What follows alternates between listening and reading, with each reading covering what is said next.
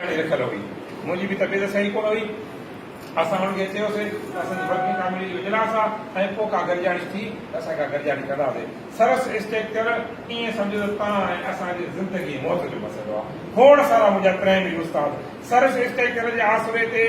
HST promotion बि न वरिता त असांखे सरस स्ट्रक्चर मिलंदो असां हेॾे ठीकु आहियूं हेॾे ओके आहियूं पर उहे उस्ताद रिटायर करे विया हिन वक़्तु बि सरस स्ट्रक्चर जे आसरे ते असांजा खोड़ सारा उस्ताद वेठा आहिनि ऐं खोड़ सारा असांजा उस्ताद मायूस ऐं परेशानी जो शिकार थी करे उन रिटायरमेंट वरिती आहे उन रिटायरमेंट जूं दरख़्वास्त ॾिनियूं आहिनि मुंहिंजे प्राइमरी उस्ताद कश्मीर खां कराची ताईं कराची खां केटी कश्मीर ताईं हिन वक़्तु मायूस आहे परेशान आहे असां हुनजी मायूसी असां हुनजी परेशानी असां हुनजी ख़्वाहिशनि खे साम्हूं रखी करे तहरीक जो ऐलान कयो आहे सरकार असांखे ॻाल्हियुनि खां फिनांस डिपार्टमेंट क़बूल न कयो आहे असां हाणे फिनांस डिपार्टमेंट खां जेको असांजो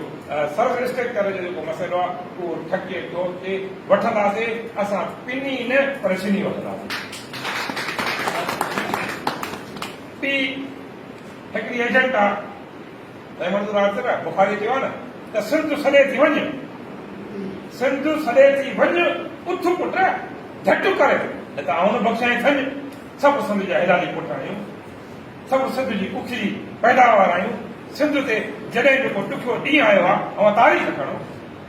त उन ॾुखे ॾींहं जो मर्दानगी ऐं मुड़सीअ सां जेकॾहिं मुक़ाबिलो कयो आहे त उहो सिंध जे हिन शौर कयो आहे सिंध जे हिन उस्ताद कयो आहे जॾहिं सिंध धरतीअ खे वन यूनिट जे ज़ंजीरनि में जकड़ियो वियो ऐं पेटीअ जी तारीख़ खणो ऐं वन यूनिट जे ख़िलाफ़ जॾहिं सिंध जूं घण ॿुरियूं मैदान ते आयूं त सिंध जो प्राइमरी उस्ताद हुन सां कुल्लो खोले मिलाए ऐं सिंध जे हक़ जे लाइ सिंध जो उस्ताद ते आज़ाद हुजे ऐं घणनि उस्तादनि ते उन दौर में इंतकामी कार्रवाई थियूं जॾहिं मुल्क ते आमरत जो दबदबो हो तारीख़ पढ़ो को माण्हू का ॻाल्हि पुछण जे लाइ तयारु कोन हो हिकिड़ी तहरीक हली the restoration of the movement of restoration of democracy जमहूरियत जी बहाली जी तहरीक हली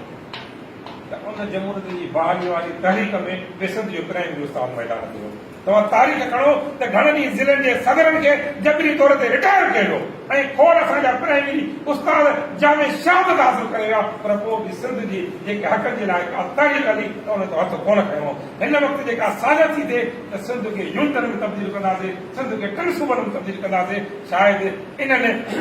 हुकमरान खे इहा ख़बर न आहे त पोइ सिंध जो सेकेंडरी उस्ताद हुजे सिंध जो प्राइमरी उस्ताद हुजे अञा उहो मैदान ते आहे अञा उनजी सिफ़नि में मज़बूती आहे जॾहिं बि तव्हां सिंध खे टुकड़नि में विरहण जी ॻाल्हि कई त तव्हांजे हर सालस खे नाकाम कंदासीं ऐं अॼु बि हिन प्लेटफॉर्म तां सिंध जो शऊर हथ मथे करे इहो फ़ैसिलो थो करे त सिंध जो विरहाङो कंहिं बि सूरत में असां पंहिंजे पाण ते मयार न थींदासीं जे तूं जीअं पुठ में घाव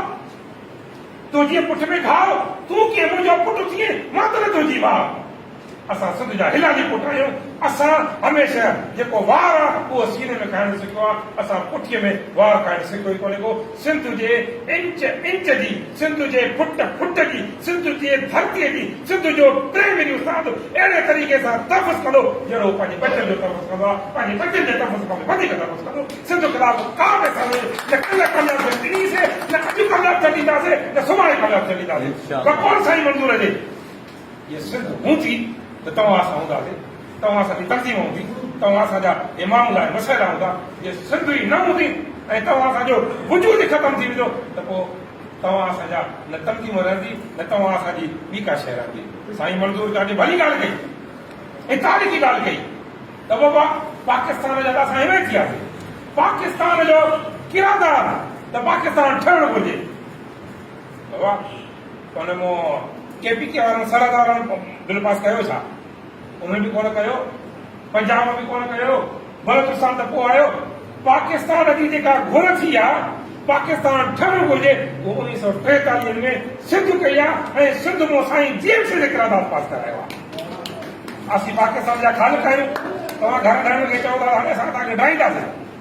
सिंध त अॻे बि असांजो मुल्क हो केरु त सिंध मुल्क न हुयो असां त कुर्बानी ॾिनीसीं असां त बरे सगीर जे मुस्लमाननि ते सिंध जे माण्हुनि वॾो अहसान कयो वॾो थोरो कयो जॾहिं हुननि खे अंग्रेज़नि जी ज़ुल्म ऐं ज़्यादतीअ नाइंसाफ़ीअ ऐं उणा बुराई जो शिकार थींदे ॾिठो त सिंध जे माण्हुनि पंहिंजी ॿोलियूं वॾियूं कयूं हुननि पाकिस्तान जो नालो खयो त सभु गॾियल मुल्क जा ऐं वरे सघी था जेके मुस्लमान आहिनि सभु पाकिस्तान सां गॾु थियनि ऐं पाकिस्तान असांखे आज़ादु थी मिले जेकॾहिं सिंध जी उन दौर में माण्हू ॻाल्हि कंदा त सिंध त असांजो बम्बई ताईं हुयो न सिंध त असांजी मुल्तान ताईं हुई न सिंध त असांजी हिंदुस्तान ताईं हुई न 5000 सालनि जी तारीख़ मोदी कदम थी मिले उहा छा आहे सिंध हाणे सिंध खिलाफ़ साज़िशूं थियनि सिंध जो को बि गैरतमंद पुट ख़ामोश थी न वेंदो ऐं पंहिंजे सिर दर्द जी बाज़ी लॻाए सिंध जी हिफ़ाज़त कंदो